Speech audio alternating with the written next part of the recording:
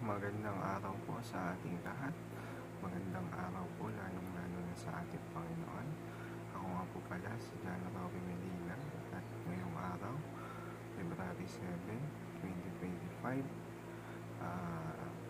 araw ng Biyernes, ay samahan ninyo akong pag-aralan at unawain ang mga salita ng ating Panginoon.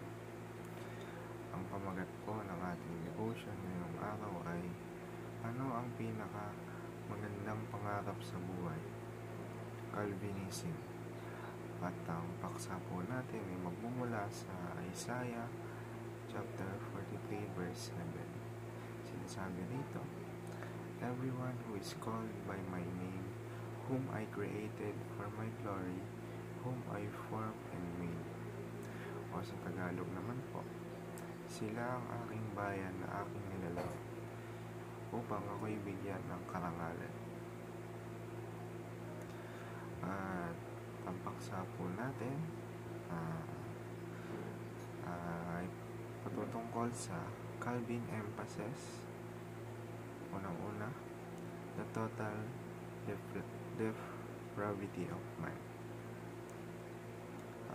Kapag sinabing depravity, nangangahulugan itong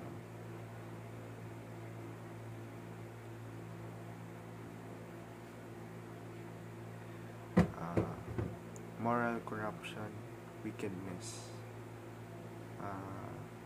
or in Christian theology, the innate corruption of human nature due to original sin. Siguro naman po magkaroon ngayong araw, the sovereign of God, or yung paghahari at authority ng ating Panginoon. At ikaw ulit, the highest goal of humanity is to glorify God. Kumbaga yung pinaka-purpose or yung pinaka-pangarap ng sangkatauhan is to praise at itaas ang ngalan ng ating Panginoon. At para naman po sa ating applications ngayong araw, una-una, be cautious of your tendency to do evil. Mag-ingat tayo or maging aware tayo sa posibilidad na gumawa ng kasamaan or ng mga bagay na labag sa kalooban ng ating Panginoon.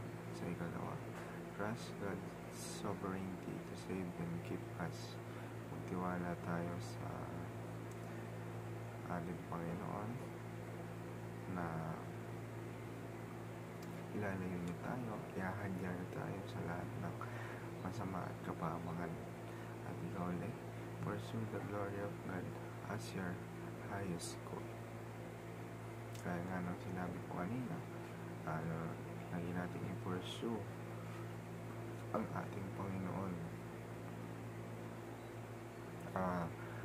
Pag-pursue sa ating Panginoon, tingnan natin ito bilang highest goal natin sa buhay or yung pinaka-goal natin sa buhay. At yun lamang po para sa araw na to, at para naman po sa pagtatapos ng ating devotions ngayong araw, samahan niyo po ako sa isang maikling panalangin. Heavenly Father, forgive me. I come to you, sinner as I am. I recognize my own weakness and tendency to sin. Keep me from trusting in my own wisdom and strength, and help me rely on you daily. Thank you for your sovereignty, for saving and keeping me even when I fail. Let me trust you completely, Lord, knowing you are in control. Guide me to live for your glory at all times. In moments of pride, humble me. In moments of doubt, strengthen my faith. Help me to seek you above all things and glorify you with my life. May I always remember that you alone is sovereign over all things. In Jesus' name, Amen. Yun lamang po para sa araw na to. At papasalamat po sa ating Panginoon. At pati na rin po kay Russell Ocampo, kay Pastor Russell Ocampo na ginamit ng ating Panginoon upang magbahagi ng kanyang mga salita. Yun lamang po. Maraming salamat po sa inyong pakikinig. God bless us all.